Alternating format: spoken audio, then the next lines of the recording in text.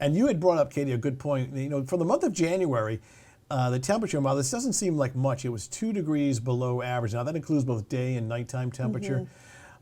Snowfall, 2.3. So that was 8 inches below average for January. And there was a moisture deficit or a rainfall deficit of nearly 2 inches.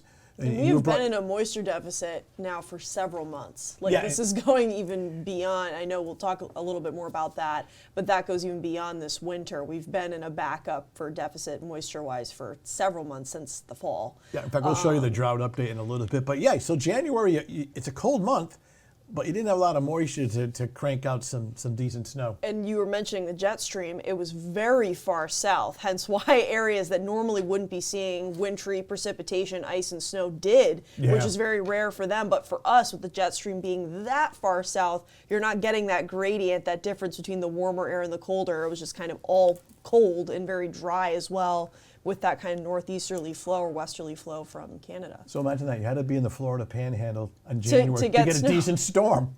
Which you don't often see a setup like that. It's very, very rare. Yeah. So December wasn't exceptionally cold, but it was about a degree below average. Snowfall, we go wah wah again, 2.7. So for the month, it was 5 inches below average in December for snowfall. But look at the rainfall. It was a wet month, nearly 8 inches of rain, nearly 3 inches above average.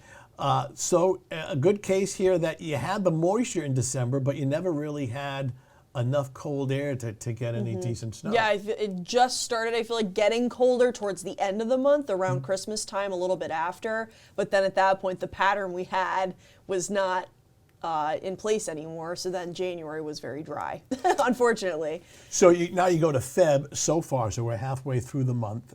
It's running colder than average, 1.5, and again, that includes day and nighttime temps.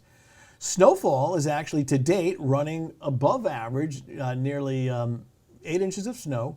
Rainfall is about, moisture is about on target so far for the month. So when you look at all 3 months, now this is considered what we call meteorological winter, so December, January, February.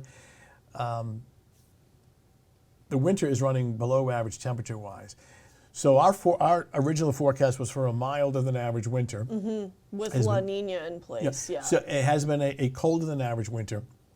The one part of the forecast that is so far what we were thinking is that there wouldn't be as much snow. Yeah, precipitation was supposed to be slightly below average, but temperatures were supposed to be slightly above. So we have kind of had a little bit of a change up in that way, but the dry conditions have kind of prevailed here. But as we mentioned, we do have some chances coming up, nothing big in the forecast, but certainly the pattern has become more active lately, and that could beg the question, you know, how are we looking for the rest of this month and even into March, as we mentioned?